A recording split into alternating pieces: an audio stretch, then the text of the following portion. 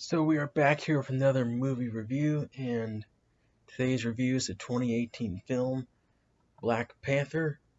It stars Chadwick Boseman and directed by Ryan Coogler.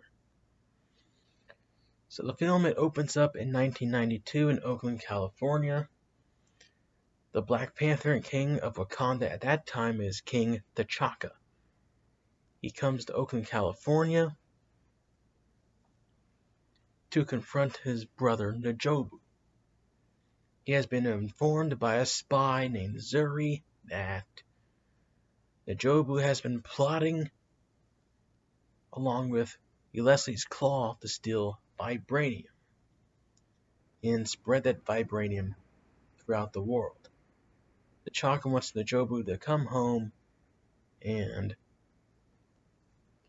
face charges for his crimes. So then we go to present day, Wakanda 2018. T'Challa, the son of T'Chaka, is about to be coronated as king of Wakanda because his father he died in an explosion during Captain America's Civil War. So T'Challa is about to be coronated as the Black Panther, the new Black Panther, and the new king. While that's going on, we have a museum robbery by Leslie's Claw and Eric Stevens, along with two other goons. They steal some artifacts and some vibranium. Shortly after the coronation, T'Challa is briefed on the robbery, and he pursues Leslie's Claw. He tracks down Claw at a casino in South Korea. He meets a United States secret agent named Everett K. Ross, portrayed by not Bilbo Baggins, but Martin Freeman, who plays Bilbo Baggins in Lord of the Rings. So Everett K. Ross and T'Challa, they track down Claw, they bring him into custody, and they interrogate him. How does he get the vibranium? Who's his supplier? And before they get any kind of information out of him, a van pulls up to the place where he's being held at. Eric Stevens gets out of the car along with his two other goons, and they blow a hole in the wall. Everett K. Ross, he gets shot in the shoulder, and Claw escapes. And while the escape attempt is happening, T'Challa noticed something odd. He noticed that Eric Stevens has a Wakandan ring around his finger. It's not just any ring. It's a ring that belongs to his family.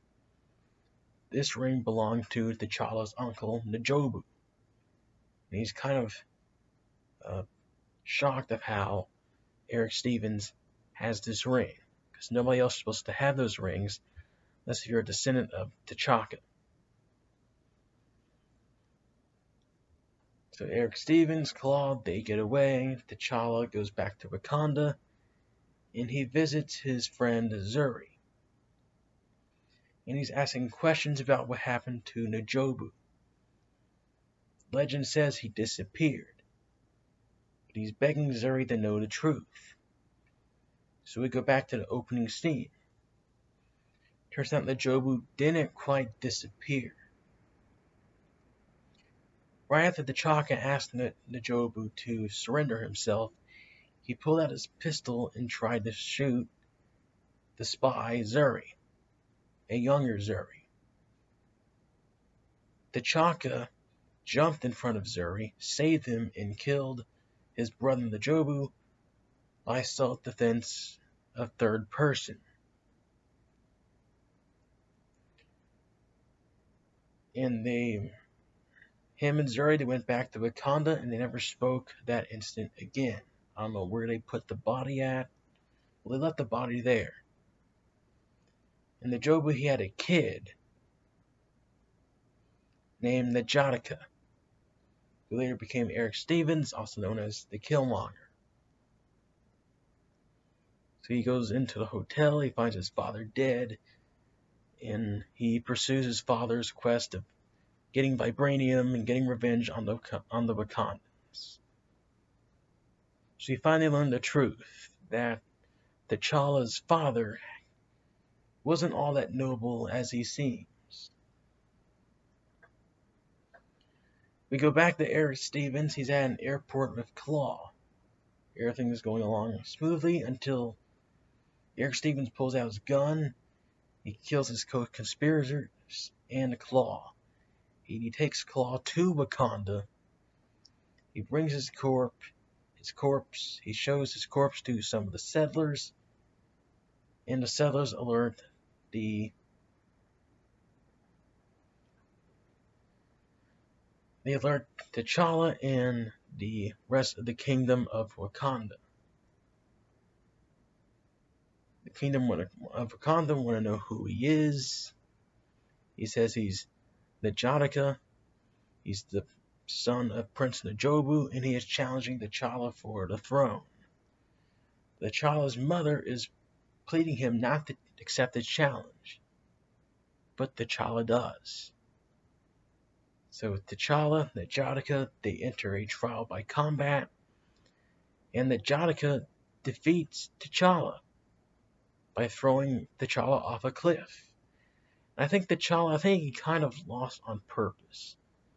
The more that I watch this movie, I think T'Challa kind of put N'Jotka over, so he can kind of put him in his place a little bit. So now it's up to T'Challa, the Black Panther. His job is to prevent Wakanda from breaking out into a civil war, and he's going to bring his cousin N'Jotka to justice. So my thoughts on Black Panther, I like it. I enjoyed it. I'll give it a 10 out of 10. What I like about the movie is I like Chadwick Boseman. I like Coogler's direction. I like that this film is very cultural based. A lot of parts of this film depict the African culture. The dialects, the way the actors talk in, stuff that they wear. I like cultural based films. As long as it's not forced. I think the action is good. I think the special effects were good. All of that got somewhat criticized, but I don't think they were that overused as we've seen the later films. So Black Panther, I was intrigued by the movie, but I didn't really think it would be that good. But I was wrong. I heavily enjoyed it. Made $1 billion at the box office, and this got us ready for Infinity War. There was a post-credit scene, and it features the Winter Soldier. He went there after he was cryogenically frozen at the events of Civil War. But Black Panther, 10 out of 10, thought it was pretty good. Leave me your thoughts down below. So next I will review the sequel, Black Panther Wakanda Forever. That'll be uploaded on the channel shortly. See you later.